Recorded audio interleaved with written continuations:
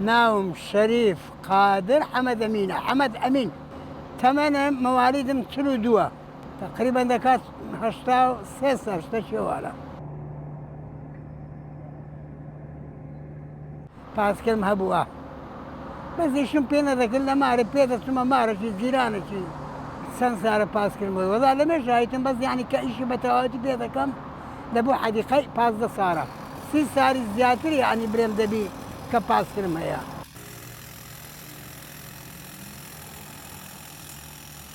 وەلا گەلە جار دەچوومە بازاری یان دەچوومە مەنتیقەشی دیکە باداوە هەیە لێرانە پشمان مفتی هەیە لێرانە مارە خزمان لەوێن دەرەیە سەیداوە هەیە دەچوومە ئەوانە.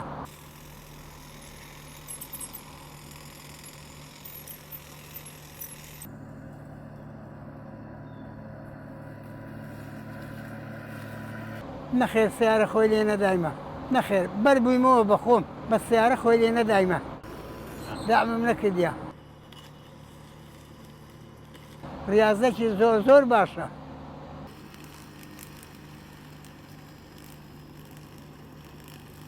بەرێ بەس بە تەلەفۆن دەچم لە گۆتر ناگەرم ئەبەت بەعزە جار هەیە سبەینانە بەس ئێستا حالیان یعنی برێم لەوەتی ڕوو لە هاوین دەهاتی عالەم دەخەوی یان دەرن سەعات 10 وەرە یان 11 وەرە یان 9 وەرە یان پاش عەسێر وەرە.